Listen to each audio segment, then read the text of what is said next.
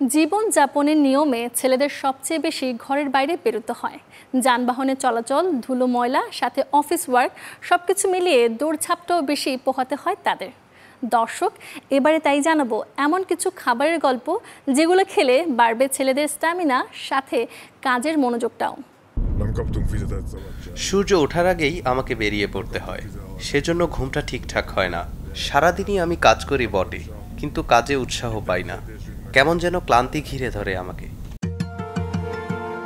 সারাক্ষণ হরদম কাজ করে যাচ্ছেন, কিন্তু কুলিয়ে উঠতে পারছেন না। তাহলে কি কাজের চাপে কমতে শুরু করেছে আপনার স্ট্যামিনা? মনের জোরে আর কতদিন?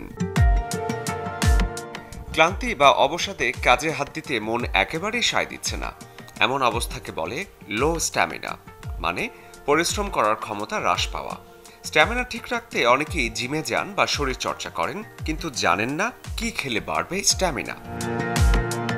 মুরগির মাংস প্রোটিনের ভালো উৎস, সাথে ফ্যাটের পরিমাণও কম থাকে। মাংসের ফ্যাট শরীরের জন্য ক্ষতিকর হলেও মাছের তেল খুব উপকারী। সামুদ্রিক মাছ আর মুরগির মাংস রাখতে পারেন আপনার মেনুতে। যারা অবশ্য চকলেট খেতে ভালোবাসেন তাদেরও হতাশ হবার কারণ নেই।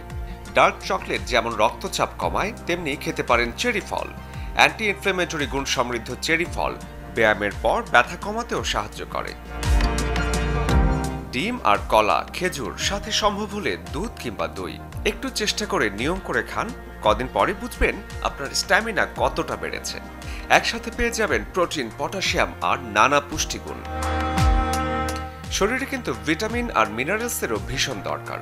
সবুজ শাকসবজি, মৌসুমী, দেশীয় নানা জাতের ফলই পেয়ে যাবেন প্রয়োজনীয় সব। আর ইনস্ট্যান্ট এনার্জির জন্য ড্রাই ফ্রুটস সেরা পছন্দ।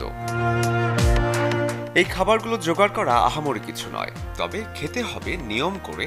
তাতে একদিকে বাড়বে স্ট্যামিনা, অন্যদিকে দূরে রাখবে ডায়াবেটিস, উচ্চ রক্তচাপ, কোলেস্টেরল, স্ট্রোক, হৃদরোগ কিংবা ক্যান্সারের মতো নানা রোগকে।